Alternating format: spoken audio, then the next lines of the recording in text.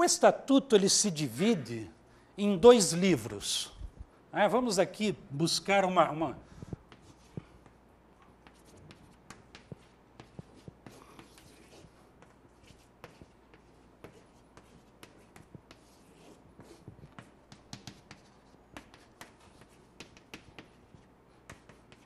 O livro 1 está compreendido entre os artigos 1º e 85.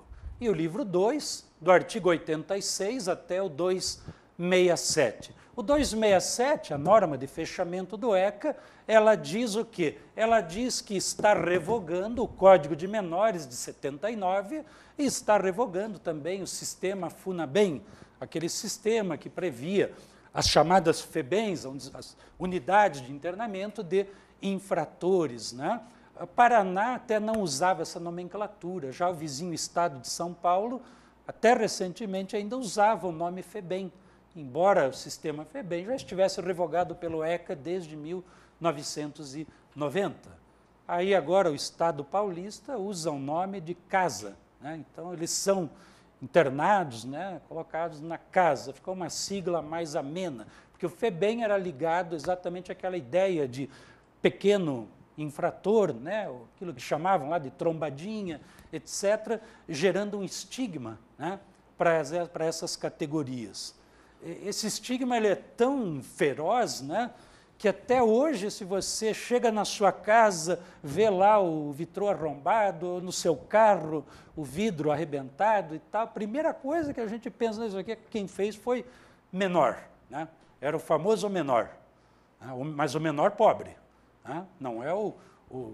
Não é aquele menor que a gente viu aí uns 3, 4 anos atrás, aquele menor de classe média alta, arrombando o carro ao lado da Igreja da Ordem de madrugada, né, para pagar sua cocaína. Né, porque os pais acabavam, por alguma razão, não davam, coitado, dinheiro para a cocaína dos filhos, eles tinham que arrombar carro, né, roubar lá o CD, DVD, etc. Né? Então, essa expressão menor ela foi abolida. Hoje nós trabalhamos com criança e adolescente. Né? Criança e adolescente. O ECA, no artigo 2º, nos diz: criança, pessoa compreendida entre 0 e 11 anos. Adolescente, pessoa compreendida entre 12 e 17. Por quê? Porque após os 18 ele já é plenamente emancipado, tanto do ponto de vista civil como criminalmente. Se eu pratico a infração já tendo completado 18 anos hoje, eu respondo de acordo com as regras do Código Penal e do Código de Processo Penal dos imputáveis. Agora, se eu pratico a infração, falta 10 para meia-noite, eu faço aniversário, hoje que dia que é? 21, né? Se eu faço aniversário amanhã, 22, e pratico a infração penal faltando 10 para meia-noite de hoje, eu ainda sou adolescente, eu vou responder de acordo com as regras do ECA. Agora, se eu praticar a infração 0 hora e 1 minuto de amanhã, eu já tenho 18, porque de acordo com o entendimento do direito penal, da doutrina penal, né, você completa 18 anos a partir da 0 hora do dia em que você nasceu. Então não adianta, mas eu nasci às 3 da tarde e pratiquei infração penal às 11 da manhã do dia do... Então eu ainda sou adolescente. Não é mais.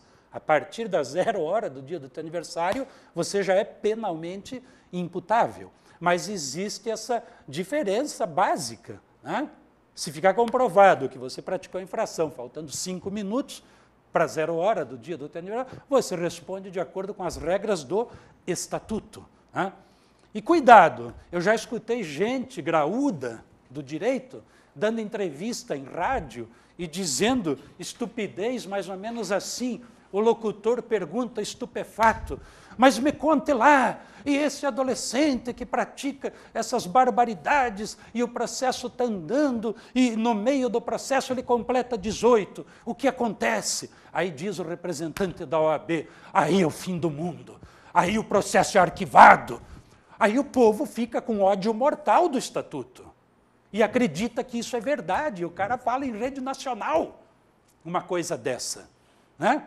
Arquiva o processo quando ele completa 18?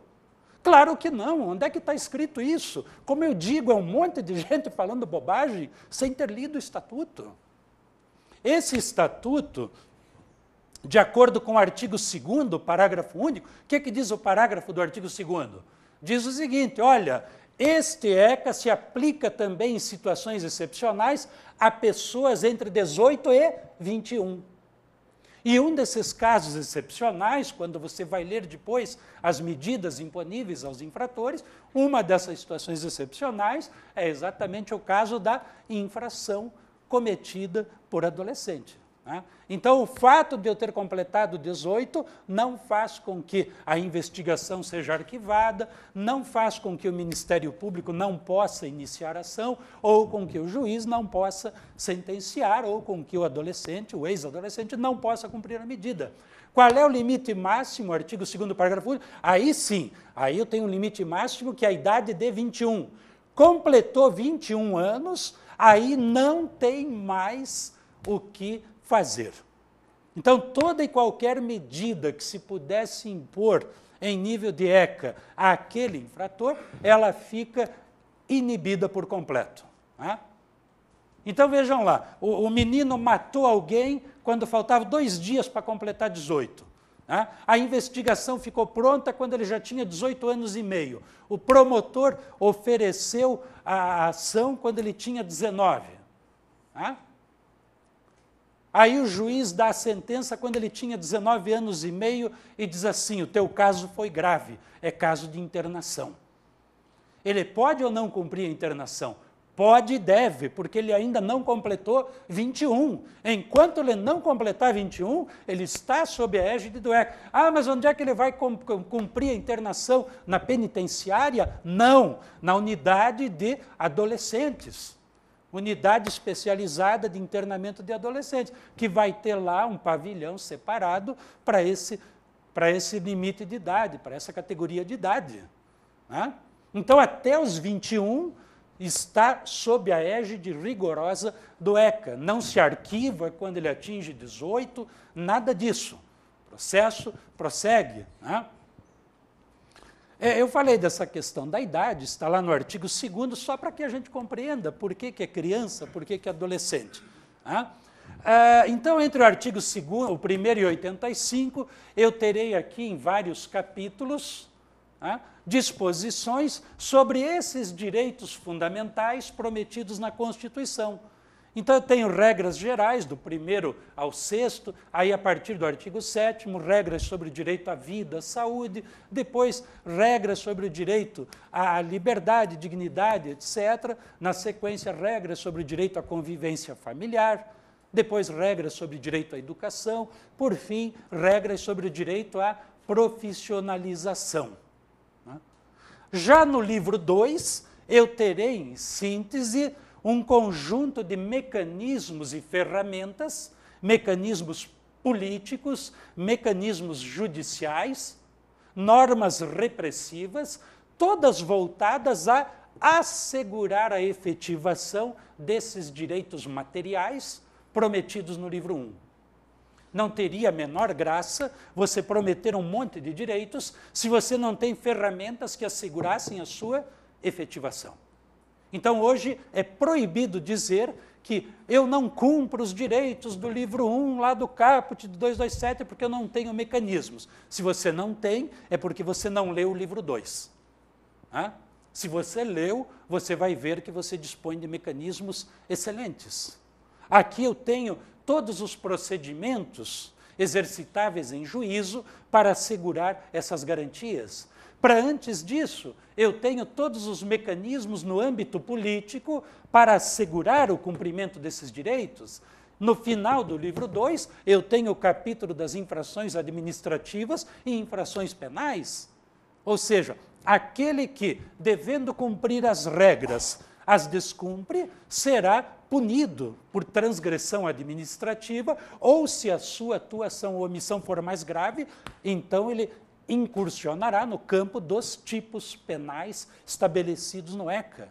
Por isso que é excelente a leitura integral do Estatuto, porque quando você chegar aqui no capítulo das infrações administrativas e das infrações penais, cada uma delas que você leia, você dirá, puxa, eu vi esse direito lá no livro 1. No livro 1 estava escrito que os médicos têm que ter os arquivos, têm que ter os prontuários das crianças que nascem nas suas maternidades até os 18 anos, tem que ter lá o registro da impressão da planta do pé, né, identificando o neonato, e quem descumpre isso vai incorrer no crime lá do artigo 200 e qualquer coisa.